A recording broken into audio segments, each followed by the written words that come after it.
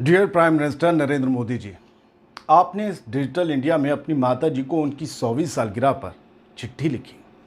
पढ़कर अच्छा लगा। उससे भी ज़्यादा अच्छा उस चिट्ठी में आपके घर पले बड़े एक मुस्लिम लड़के अब्बास का जिक्र पढ़ के लगा। लोग उस अब्बास को ढूंढना चाहते हैं, उससे मिलकर आपके बारे में जानना चाहते हैं। लोग तो आपकी चाय की दुकान का भी पता लगाना चाहते हैं, लेकिन मैं ऐसा कुछ भी नहीं चाहता, कुछ भी नहीं चाहता ऐसा। अलबत्ता भारत के आम शोषित वंचित मुसलमान उस अब्बास में खुद को ढूंढ रहे हैं। वो सोच रहे हैं कि काश उन्हें भी वो बचपन वाले नरेंद्र मोदी मिल जाएं। लुटियंस वाले मोदी के घर की राहें तो उन मुसलमानों के लिए बहुत ज़्यादा सख्त नज़र आती हैं। ताज्जुब ये है कि आप अब्बास को अपने घर में रख लेते हैं और आपकी पार्टी के ही नेता और मंत्री अनगिनत अब्बास और अब्दुल्लों को हर रोज गद्दार बताकर दूसरे देश जाने की सलाह देते हैं।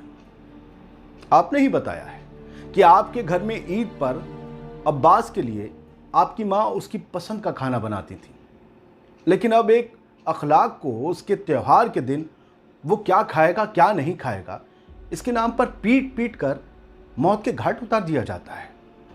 आप और आपकी माँ अब्बास की खुशी में खुश होते थे, लेकिन आज आपकी पार्टी के नेता किसी अब्बास या अब्दुल का घर गिर जाने या हवालात में उसकी हड्डियां तोड़े जाने पर जश्न मनाकर उसे रिटर्न गिफ्ट बताते हैं।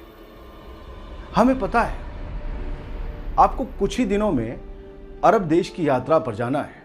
उससे पहले आपकी इस चिट्ठी को लोग शक की निगाह से देखेंगे, लेकिन मैं आपको यकीन दिलाता हूं, मुझे ये चिट्ठी पढ़कर जरा भी ताज्जुब नहीं हुआ और ना कोई शक। मैं अब्बास को लेकर आपकी पीड़ा समझ सकता हूं।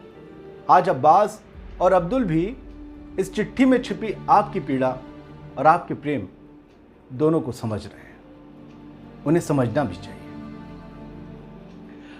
अब्बास के लिए आपके परिवार ने जो किया मोदी जी, उम्मीद है वही सब कुछ आपकी सरकार अब्दुल के लिए भी करेगी। प्रधानमंत्री जी, आपको भरोसा देना होगा कि अब्दुल की पसंद का खाना चाहे वो वेज हो या नॉन वेज, उससे किसी को एतराज़ नहीं होगा।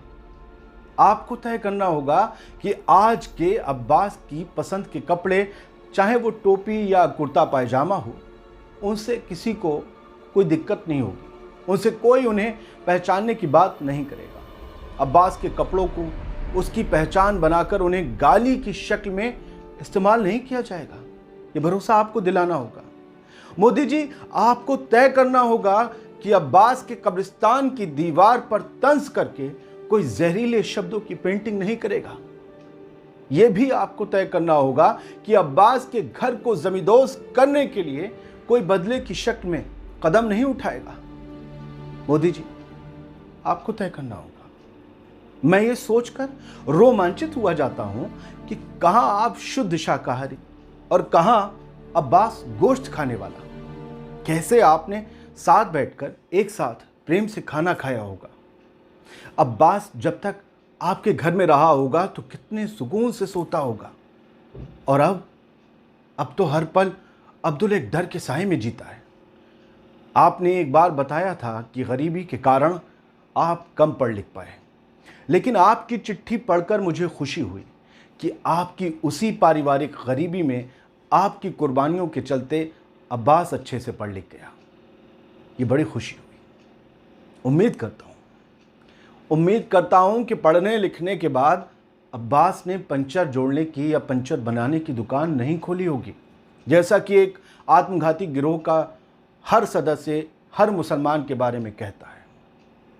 उम्मीद है कि ना तो अब्बास की 4 बीवियां होंगी और ना 40 बच्चे, जैसा कि इस देश की कुछ नालायक संतानें सब मुसलमानों के बारे में बोलती हैं, उनके बारे में ऐसी सोच रखती हैं।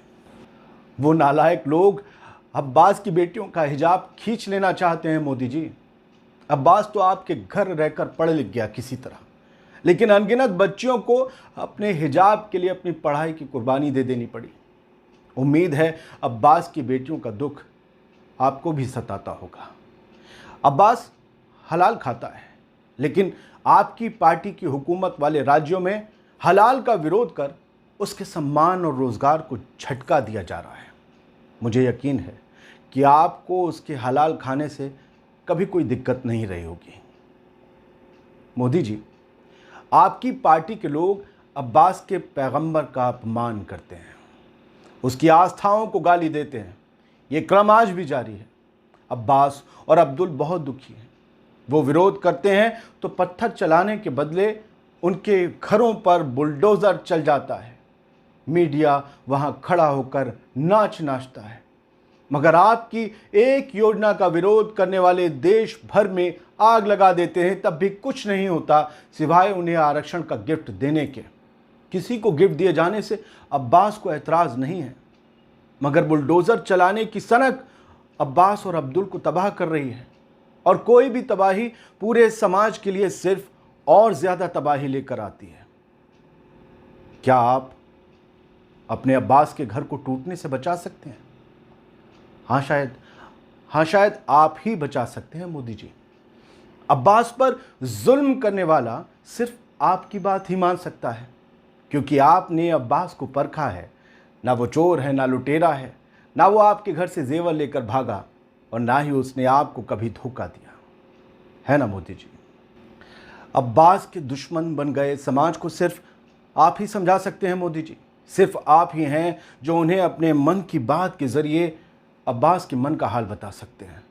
अब्बास की मस्जिदों में सर्वे करवाने की जगह उसका भविष्य कैसे बेहतर बन सके, इसके लिए सर्वे करवाने का एक हुक्म जारी कर दीजिए। डियर मोदी जी, उम्मीद है कि देश के लिए दी गई मुसलमानों की कुर्बानियों के बदले उनसे पूर्व के शासकों के नाम पर बदला लेने का चलन आप ख़त्म करवाएंगे। इसी उम्मीद के साथ ये चिट्ठी यहीं ख़त्म करता हूँ। आप राजधर्म का पालन करते हुए खूब तरक्की करें, यही दुआ है। आपका अब्दुल।